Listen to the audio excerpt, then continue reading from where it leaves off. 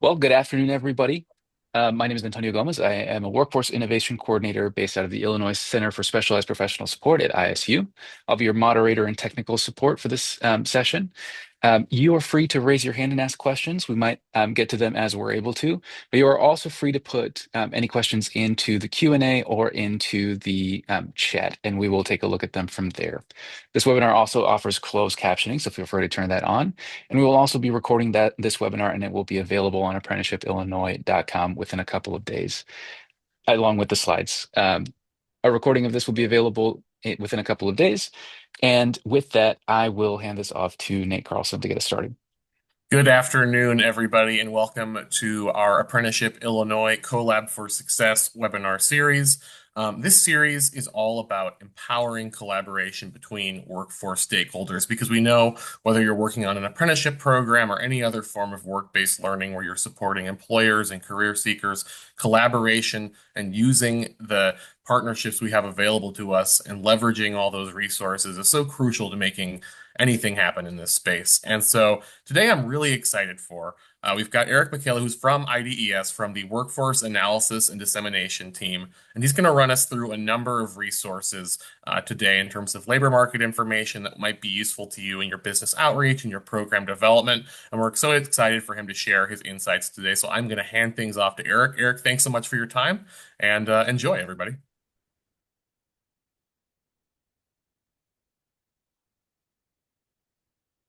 Hey, yeah, I'm really excited to be here, and uh, in particular to support any sort of labor market information needs that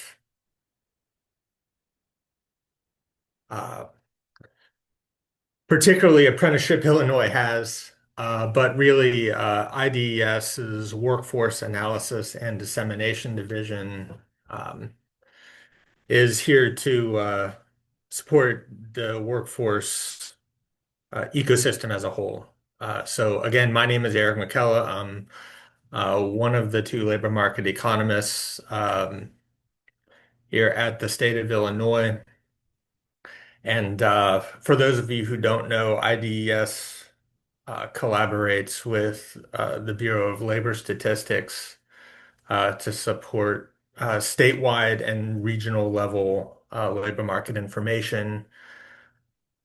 So some of the information you'll be coming across, whether it's on a government website or sourced from a private party, um, IDES and our collaboration with the Bureau of Labor Statistics are the primary sources.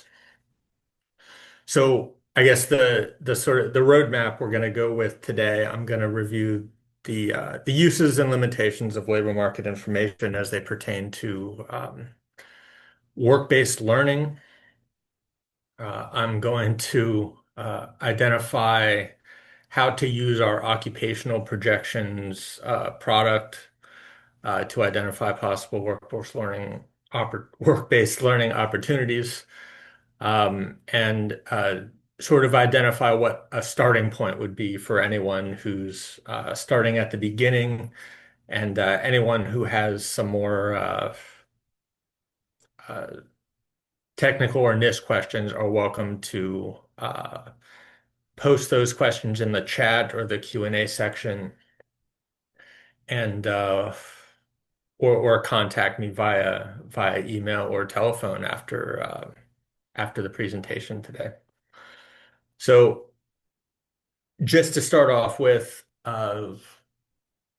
labor market information is used to indicate movements or trends in the economy. So these movements can be cyclical, structural, or random. They can be used as measures of labor supply, labor demand, or labor market equilibrium.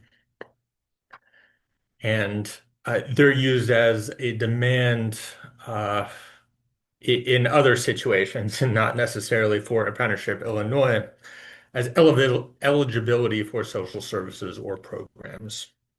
We're going to focus on number one here because this is sort of the use that will be most prevalent for the folks in the apprenticeship ecosystem.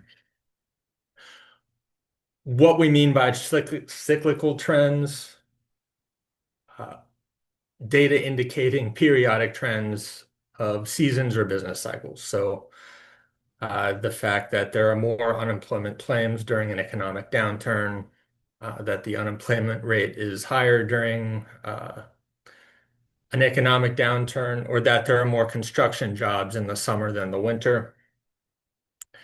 These are cyclical labor market indicators. Structural labor market indicators uh, characterize long-term trends, changes in supply and demand.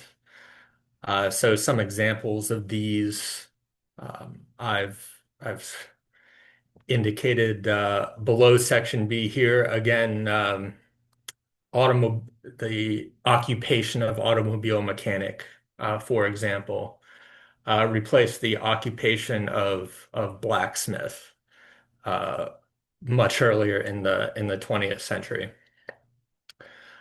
Some additional structural trends, labor force participation rates by gender have changed substantially since data began to be collected in the 1940s, as indicated by the chart above. And the appearance of new occupations. In recent decades, these have been computer-based occupations, such as database administrators. And this presents a challenge for presenting the long-term continuity of some occupations. So what I mean by random indicators, again, these can be occupations that will show up in administrative data, such as those provided by the Bureau of Labor Statistics, in conjunction with a change in the structural economy. So the rise, most recently, the rise of the internet created several new job categories, including web developers, and caused the Bureau of Labor Statistics to reorganize several occupational categories, such as computer software engineers. So if you're doing an analysis of a particular occupation group and you structure, say, 30 or 40 years of data together, and you notice a big jump in one category or a big drop in one occupational category, this can be the reason that new occupations were added to the standard occupation classification system. And it presents several challenges when looking at very detailed level occupations, which you all will be. Okay, so the limitations of labor market information, I've sort of alluded to a few of these already. The process of identifying new occupations is slow, and there are a lot of labor market information products. So each of these are specifically designed to answer one question: how many jobs are there? How many job postings are there? How many people are hired in a year? So if you're doing prospective data analysis for a workforce program, be sure that the data source matches the question that you're trying to answer. But today we're going to focus on occupational employment projections. As you might guess, the occupational employment projections are organized by occupation, and the occupations are organized by the standard occupational classification system. Now, this has 4 levels of aggregation. So the graphic here, we're going to look at the major groups. So these are very high-level occupations, such as healthcare support, computer and mathematical management. So you'll notice that There are many, many people. In the case of Illinois, hundreds of thousands of people categorized in each one of these uh, major occupational groups. Now, within each occupational group, employment projections will say whether there is projected job growth or projected job loss. And this indicates whether the total number of jobs in each one of the occupations or occupation groups are going to be higher or lower in the 2 or 10-year occupational projection and horizon. Now, for each of these growth or loss categories, there are 3 subcategories identifying the source of the change in jobs. There's going to be a labor demand growth or loss component. This is how much economic conditions are impacting demand for that occupation. There's going to be replacements by transfer. How many folks will leave the occupation to join another occupation? And there are replacements by exit. These are folks who are either retiring or, in any case, exiting an occupation and not immediately re-entering the labor force. So for the purposes of apprenticeships, what you all are focused on are the detailed occupations. These are the most finely defined occupational categories. Sometimes the detailed occupations are the same as the broad occupations. And I'll show you sort of what identifying the occupations will look like here in a second.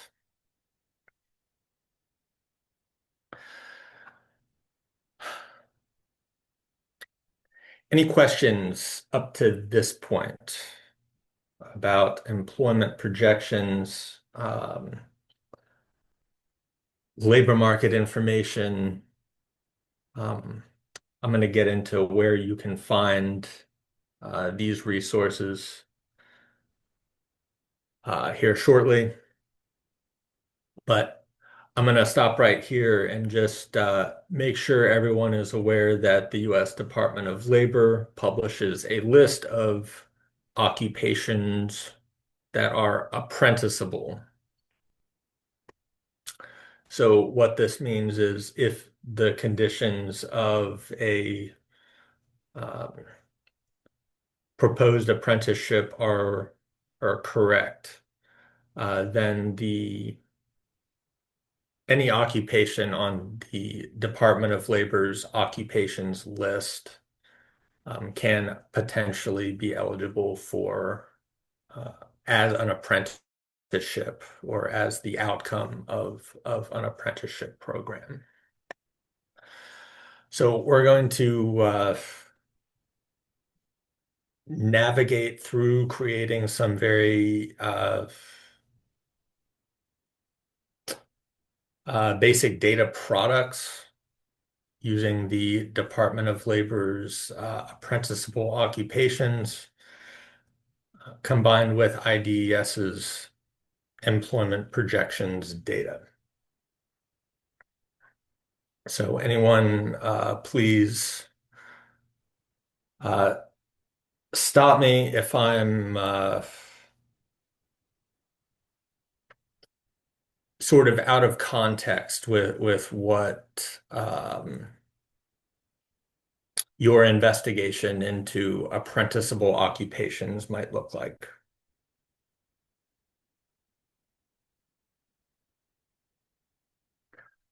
But what I'm doing here is I've downloaded the IDES employment projections.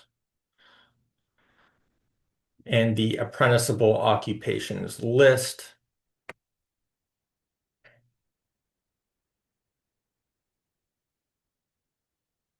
And we can combine these data sources to make some very basic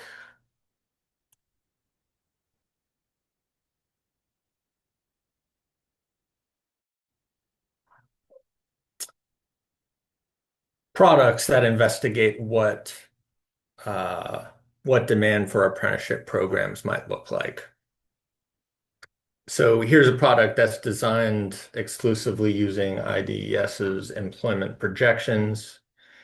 These are the occupations with the largest number of occupational exits in Economic Development Region 1, which is the central region, including Springfield. So these occupations don't necessarily surprise me. These are occupations that are going to have folks who are largely either displaced by technological innovation, naturally have a high level of turnover, or otherwise elicit a large number of occupational exits. So waiters and waitresses, retail salespersons, registered nurses. Now, I see a number of occupations in this list which are eligible as apprenticeship occupations and may be eligible to uh, be the focus of an apprenticeship program. But what would be slightly better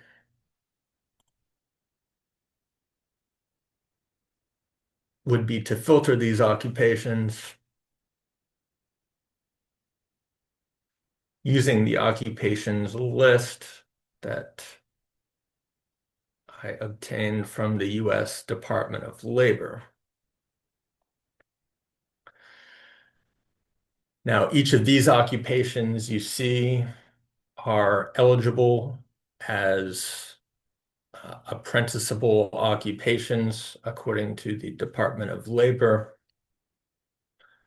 But as you'll notice, you may or may not have you may have a more or less difficult time organizing the resources to build an apprenticeship program for each of these occupations. But this entire data product was created using just the products that IDES posts on our website and the Department of Labor's apprenticeship occupation list and the crosswalk between the ONET occupations and the standard occupation classification occupations. So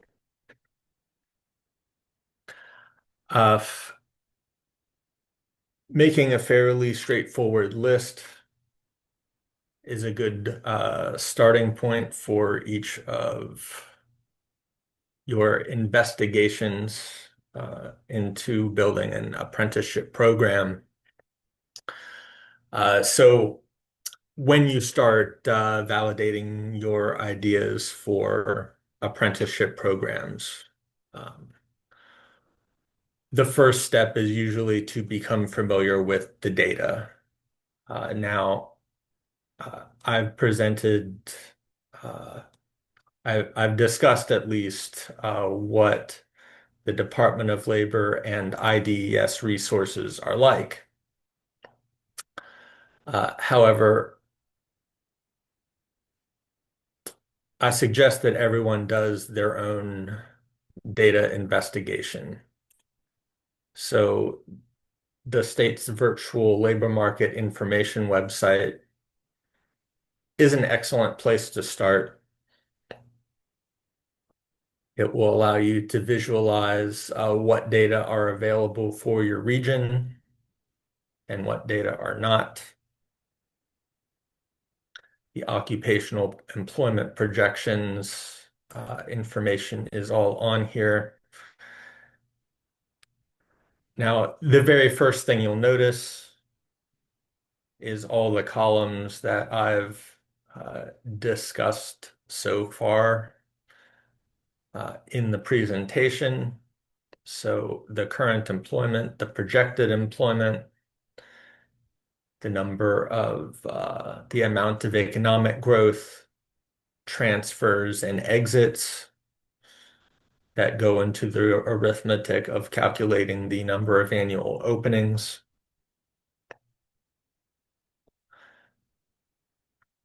And what you'll see on the dashboard is that if you navigate to a smaller geographic region,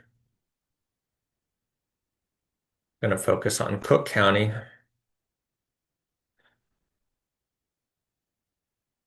Then you'll get a better idea of what occupations are going to be available, what the major occupation groups, minor occupation groups, and detailed occupations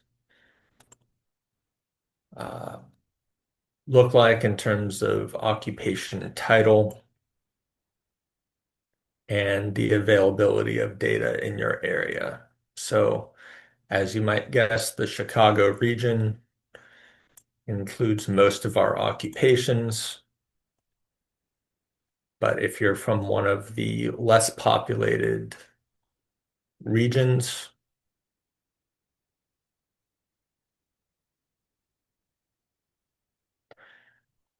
then you'll notice that there are going to be there are going to be fewer occupations available in terms of the projections. And more of the projections will be confidential, which means um, that the base number of estimated employment is under 10. So this is an excellent first step when you first start investigating the viability of an apprenticeship program, is to go ahead and jump on the virtual labor market information. Again, this is illinois.virtuallmi.com. Will be linked on the presentation. Uh, and just study the data for a little bit before you jump into creating a more comprehensive plan. So pulling the data files from the virtual labor market information or the IDES website will be your next step. And either you're putting together your plans and materials in-house, which I fully encourage. Otherwise, IDES maintains a small team of labor market economists that are always available to assist with questions, either whether they're technical questions or brainstorming questions or whatever you need. But when you're validating work-based learning opportunities, looking at data, these are some of the questions that you're going to want to particularly focus on. Because well, I won't get into the because, but I'll go through the questions a little bit right now. Whether there will be sufficient job openings to support apprenticeship completers will be an important component of a successful apprenticeship. How might the organization consider apprenticeships in the context of a unifying career cluster framework? So, where people begin with apprenticeships and where they're able to go is a much more nuanced question. And the most successful apprenticeships are going to be the ones that enable the apprentices to fully take command of their careers going forward. Am I thinking of all the possible workforce partners in my region? You probably are, but IDES may support some resources that will either confirm or augment your search. So, what are some of these resources that will enable your search for viable apprenticeships, whether these are um, potential new apprenticeship programs, whether you're reconfiguring a current apprenticeship, or whatever stage you're in.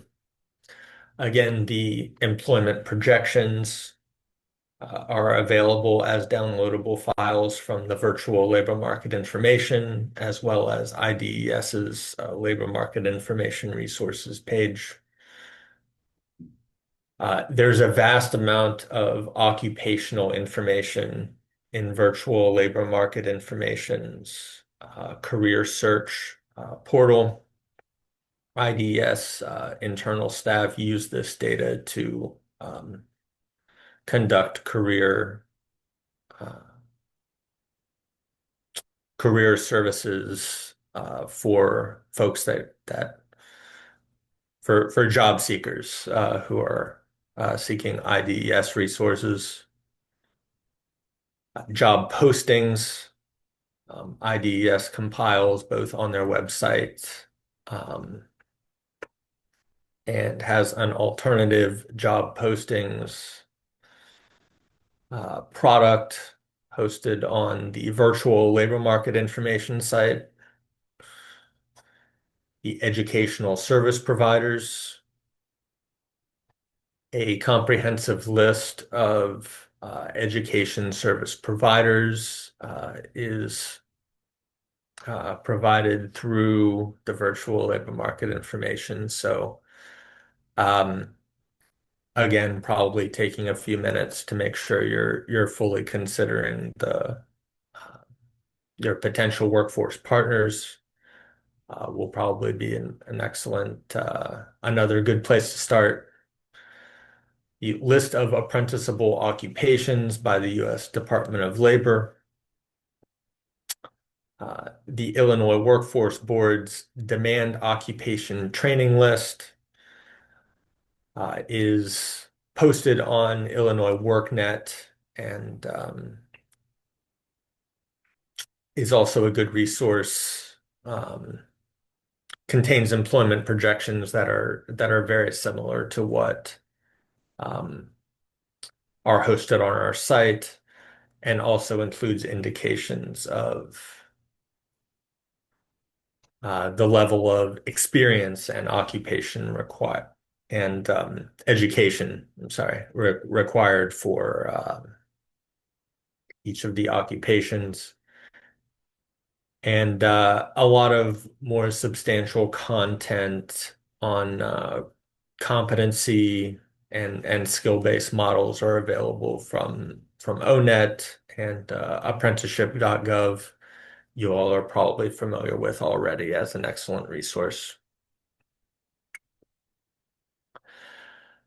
So, uh, in closing, I can't emphasize enough the labor market economists are here again to help with technical questions or to join in brainstorming sessions for groups that are looking to build apprenticeship programs.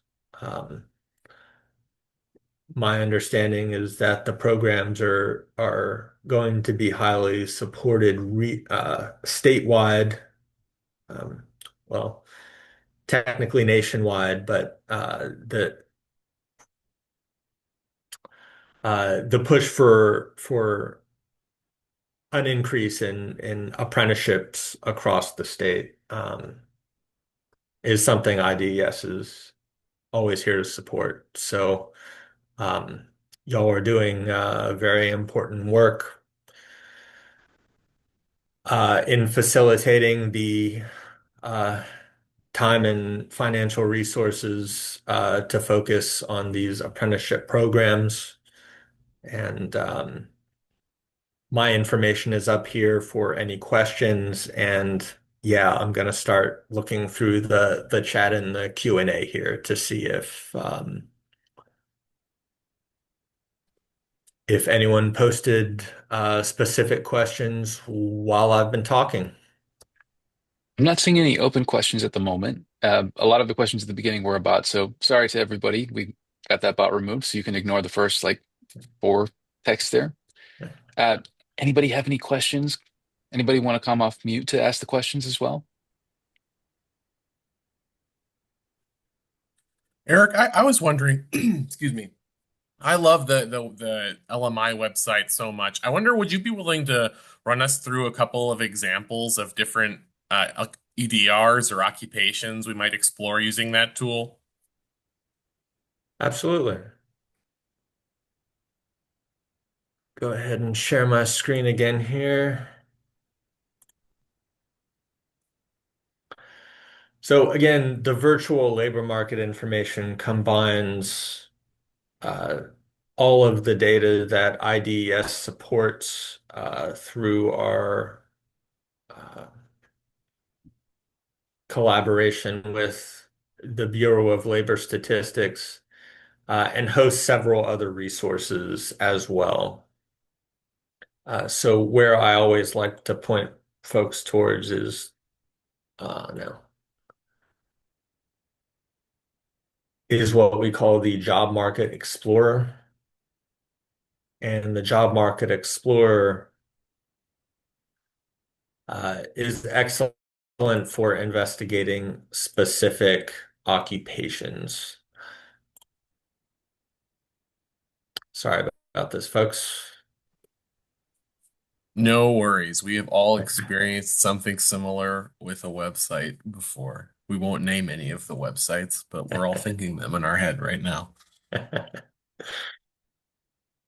Anyway, the Job Market Explorer is really quite robust. You can filter through any of these through a wide range of areas and occupations, and even by salary. So, for example, if um, I was speaking with a job seeker or I was looking to um, design an apprenticeship for folks to earn $80,000 annually or more. And the focus was particularly on Cook County. So now I have these, let's see, a lot of healthcare and a lot of healthcare right here at the top. But again, it gives you the high level information immediately. So what's the salary? On the side here, you'll see the salary range, the employment projections outlook. So is the outlook stable? Are the number of jobs going to be growing or shrinking? And what sort of education um, you'll be looking at. Let's get to something that might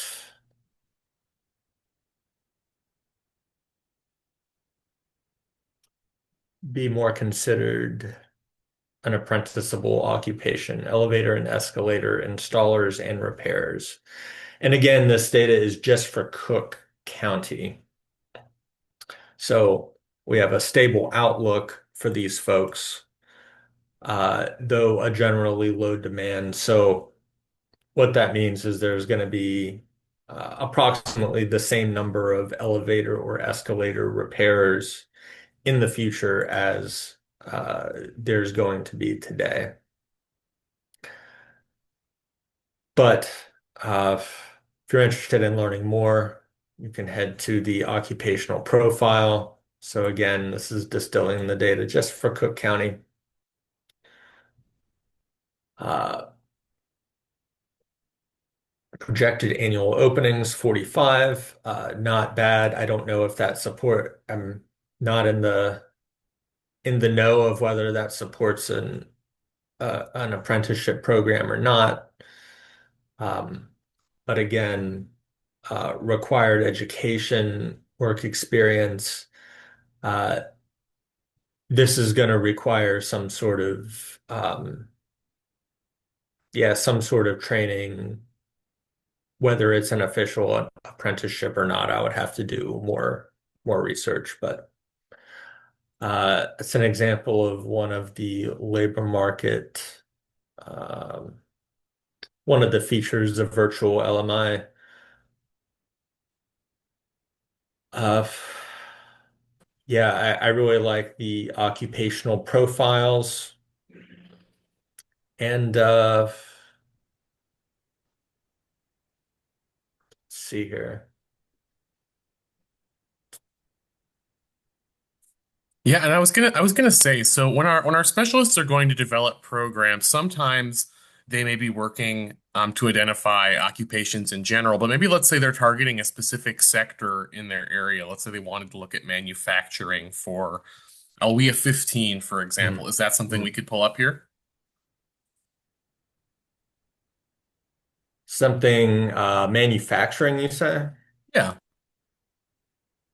Well, manufacturing is a very wide sure. so there's not one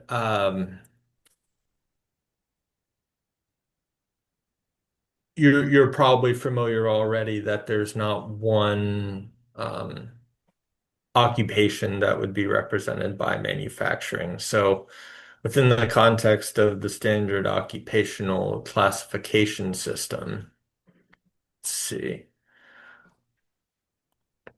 I'm gonna just go ahead and stick with Cook County here.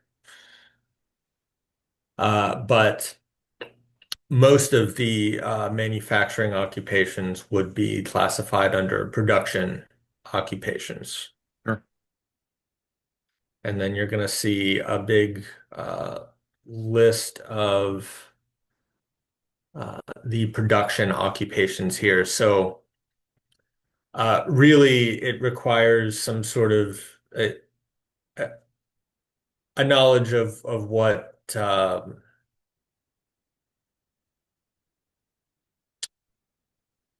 your workforce partners are going to be, what occupations you're looking for, I guess more specifically. I'm going to click on machinists here. And again, this is going to give us the occupational profile for machinists, 610 projected annual openings in Cook County with a median wage of 61,000.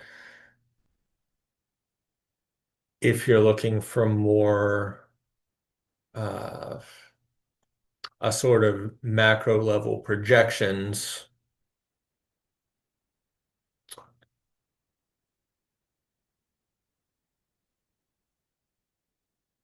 and the employment and wage data, in particular, the occupational employment projections, are where you're going to want to go. So again, I'm sure you all will be capable of sort of investigating the data using this filter here. But if we're looking for, again, machinists in the Cook County area,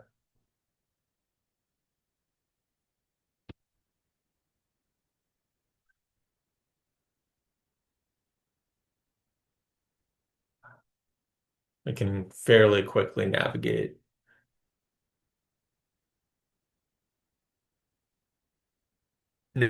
here. Uh,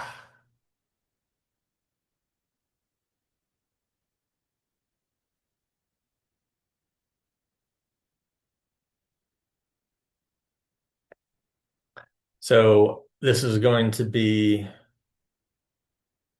let's see, I don't know what.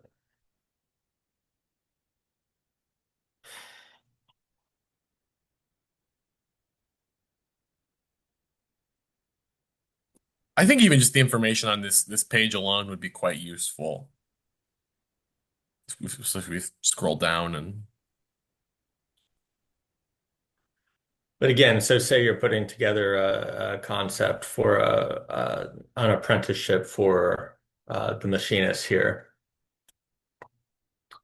You see total percentage change, 5%. That's over the 10-year time horizon. That's an average annual growth of 0.51%. So 30 new jobs. So this is economic growth. That's a really nice number for folks to look at if they were assessing an apprenticeship program. And again, yeah, just in Cook County, 6,146 projected employment. This is in 2032. Uh, and that's, gosh, just over 1% of the total production employment. So there are just so many niche occupations. I know personally, I've worked in many different occupations, and it never ceases to amaze me how many niche workforce training programs and how many different skills are needed in the labor force. So yeah, I really encourage folks to become more familiar with the standard occupation classification system. And I guess really, I can only imagine it would help to expand sort of your knowledge base on what say there are a few occupations or industries that you're very knowledgeable about. Uh, Knowing the ins and outs of those classifications, I think would really speed up any sort of workflows you had developing the apprenticeship programs. And I love you pointing out that 30 new positions being, created each year for the machinist role. Because when I think of, the practical implications of this kind of LMI for business outreach, if I'm meeting with a manufacturer and, they think they're all fine on machinists, they say, okay, we need CNC operators. We're not going to need machinists. We've got so and so who's been here 20 years. The numbers say something different. The numbers say, hey, you're seeing a large number of transfers and exits for this role, for not just for the state of Illinois, but for specifically, for that example, for Cook County. And also, there's 30 new positions being added. Maybe you're going to be one of those 30. Maybe your competitors are going to be. How are you going to make sure that you're going to retain the talent you already have or grow when you know you're competing for a limited number of graduates who are going to fulfill that machinist role from the available training providers? So just having all of this information in your toolkit, I think, whether you're doing kind of preparatory work for looking at a new sector or meeting with an employer within a specific sector and trying to gauge like what are the needs maybe they don't know off the top of their head could be met by an apprenticeship. I think this is all great to have in our toolkit. And thanks so much again for walking us through that platform, Eric. I think there's going to be a lot of value that comes out of, again, just adding another tool to the toolbox. Absolutely, yeah. And again, I particularly encourage virtual LMI for folks who are just entering the realm of labor market information to see what's out there. And otherwise, please contact the labor market economist. We're here to uh, yeah, we're here to support your initiatives and bring more apprenticeships to Illinois. And we have our specialist in the chat. Somebody better send Eric an email because if I ask Eric in a month and nobody sent him any emails asking for assistance with anything, well, that's going to be that. No, but really, please take advantage of these resources. Eric and his colleagues are experts at what they do, and I'm sure would love to help you get some programs established.